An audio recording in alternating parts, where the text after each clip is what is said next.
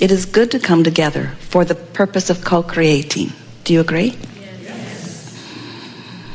Taking thought beyond that which it has been before, adding to the expanse of the universe, fulfilling your reason for being, focusing from the perspective of who you really are, coming into vibrational alignment with that which is really you, focusing with others who are also exploring the contrast for the purpose of arriving at new decisions about what you want, recognizing that the new decision is out there in a new frequency that you're not accustomed to, but knowing it because you can tell by the way you feel that you're not vibrationally up to speed with it yet, recognizing it by utilizing your knowledge of your own guidance system, your emotional basis that lets you know the vibrational frequency of the source energy part of you that you've just expanded to, that the human part of you is not yet caught up with. Recognizing that that yearning or that discomfort in not yet having this newly hatched desire is an indicator that you're just a little bit off vibrationally. And then feeling your way into emotional comfort so that you can feel that you've come vibrationally into alignment with who you are. Truly, friends, does it get any better than that?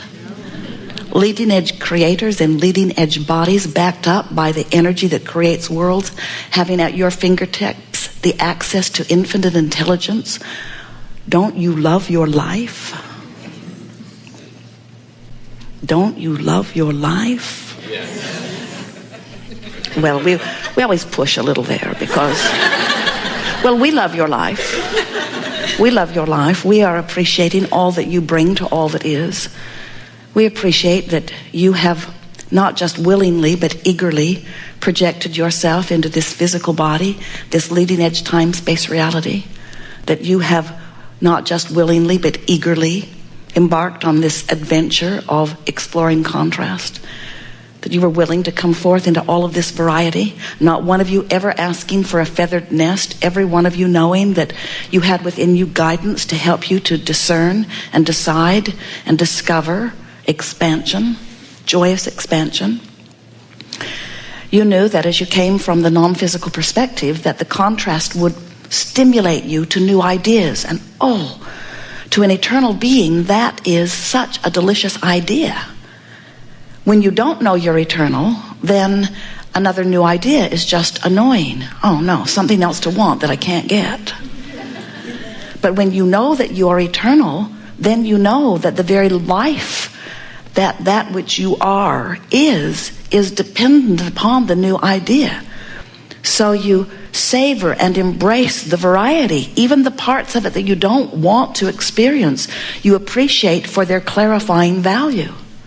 When you go to a buffet, even though there is a lot behind that glass that you would never put on your plate, you don't feel bad that it's there, because nobody, since you left the hot lunch line in grade school, makes you put it on your plate. In other words, you know that you can choose. You don't stand behind that glass and say to the nice people behind the counter, I don't want that, and I don't want that, and what in the world is that doing there? I can't imagine anybody ever eating that. And that's awful. Oh, I had that once. Don't want that, don't want that. And that nice person would eventually say, it might go better if you tell me what you do want. What is it that you would like on your plate? And that's the way you all felt as you came into this physical experience. Not one of you was concerned about being exposed to unwanted things, because you knew that there was no power of assertion. You knew no one could put that stuff into your experience, that you would be choosing it all. And we're wanting to remind you here today that everything that you are experiencing, you have chosen. Sometimes when we say that, our physical friends balk at the idea. I would not have chosen that, Abraham. I would not have chosen that. I do not believe I chose that. And we say, are you living it? And they say, yes. And we say, then you chose it. And they say, no, I would not have chosen that. And we say, are you living it? And they say, yes. And we say, then you have chosen it. And they say, I would not have chosen this. And we say, are you living it? And they say, yes. But I would not have chosen that. This is going to take a while. And then they say, because there have been a lot of them. And then we acknowledge that that must mean that you are choosing things without knowing you're doing it, which must mean you don't know how you're making your choices. And humans say, it's clear to me how I make my choices. I look at things I want and I say, yes, I choose you. And I look at things I don't want and I say, no, I don't choose you. And we say, now we understand what's going wrong. Because when you say yes to something, your attention to it invites it into your experience. When you say no to something, your attention to it invites it into your experience. And what we think is so interesting about so many of our physical human friends is that more of them are spending more time pointing at and talking about what they don't want than they are talking about what they do want, which is the reason that so many humans have literally separated themselves, too strong of word, but we want to make a strong point, have separated themselves from who they really are. You never know more clearly what you do want than when you know what you don't want. When you know clearly what you do want, the source energy part of you turns its undivided attention to that new conclusion and that new decision. And in that moment, the universe through you has expanded into yet an improved place.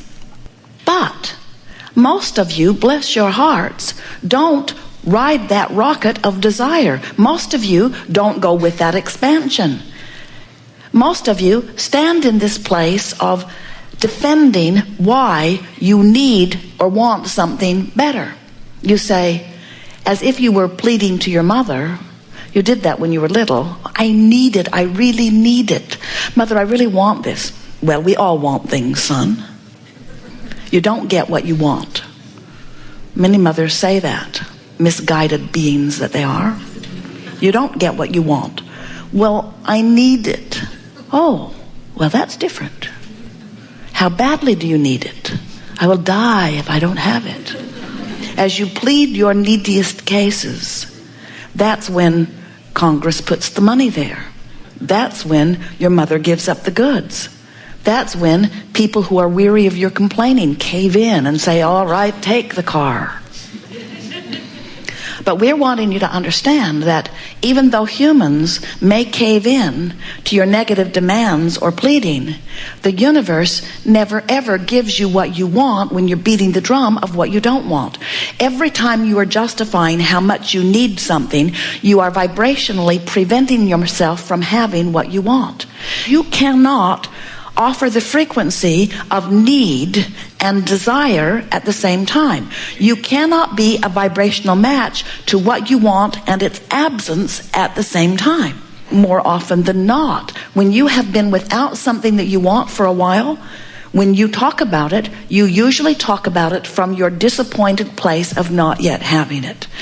And what we want you to come to remember as a result of our conversation here today is that that disappointment that you feel is your indicator about which end of the stick you are vibrating on. Because every subject is two subjects, what you want and lack of it.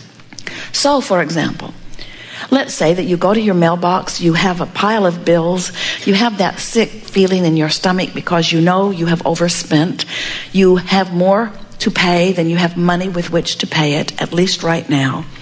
And you are disappointed, maybe even fearful. You are really uneasy. And you sit to contemplate your bills, and you begin a dialogue, maybe with someone in the room, maybe in your own mind, and you say things like, I don't have enough money. Now, someone watching you from another human perspective might very well say, good for you for facing up to where you are and telling the truth about your financial plight. We would say, if you keep talking about where you are, you can't move to a more prosperous place. Every time you beat the drum of not enough money, not enough money, not enough money, even though there are piles of money waiting for you in vibrational escrow, because you've put them there every time you've asked, every time you've wanted something, every time you've felt disappointment about not enough money, you've asked for more, and the universe has lined up circumstances and events to provide it for you. But as you talk about not enough money, as you continue to carry on that dialogue that continues to cause you to feel fear or disappointment, you hold yourself in a vibration apart from the very money you've asked for. So then that's why, as we say to you, ask, and it is given. In fact, we are so sure of that, we've written a book, the best book ever written, with the best title ever given to a book. We love the title because the title tells you the whole story. When you ask, it is given. And then our human friends say, well, then where is my stuff? If I have been asking, and I know I have, and Source has been giving, and you say Source has, then where is what I've been asking for? Because it is not showing up in my experience. And we say, it is showing up in your vibrational experience, but you are preventing it from having manifestation right in front of you because you are so determined to justify why you need your stuff. You're still beating the drum of where's my stuff? Where's my stuff? How come he's got stuff? I don't have any stuff. Where did he get all his stuff? It's not fair that he got all that stuff. I want more stuff. I need more stuff. I want more stuff. I need more stuff. I don't have enough stuff. It isn't fair that I don't have enough stuff. I'm going to join a club, people with not enough stuff. Do you want to join my club? We'll get together and we'll talk about how we don't have enough stuff, and we'll complain about not having enough stuff, and even more, we will complain about the people that have more stuff. Because it's wrong that they have all that stuff. There must be something wrong with the system. There must be something wrong. Why does he get the stuff and we don't get the stuff? Are you with me? He's got the stuff. We don't have any stuff. What are we going to do about them with the stuff? Oh, let's pass some laws. Let's pass some laws, because there are a lot more of us that don't have stuff than those that do have stuff. So let's get together and we'll pass some laws, and we'll take their stuff away from them, and we'll spread it out among us that don't have any stuff. We've got the votes. Let's do it. So the laws are passed. The stuff is moved from over there to over here, but it doesn't stay there. It keeps moving back over here. Well, we'll take more of their stuff and we'll move it over here, but it doesn't stay there. Because when you're beating the drum of not enough stuff, there are not enough laws or actions in the world to compensate for your vibration of resistance of the abundance that you are asking for. And those that are in the vibration, whether they were born into it and just learned it from those who surrounded them, or whether they worked their way up the emotional scale, or whether they just got tired of feeling bad and reached for better feeling thoughts, those who are focused upon thoughts that make them feel good maintain a consistent vibrational alignment with everything that they've been asking for, and they continue to be receivers, blatant, obvious receivers of abundance. And those who don't have their stuff yet, who feel unhappy about those who do, continue to beat the drum, but the laws of the universe remain constant. You cannot buck the current of law of attraction. Law of attraction says that which is likened to itself is drawn.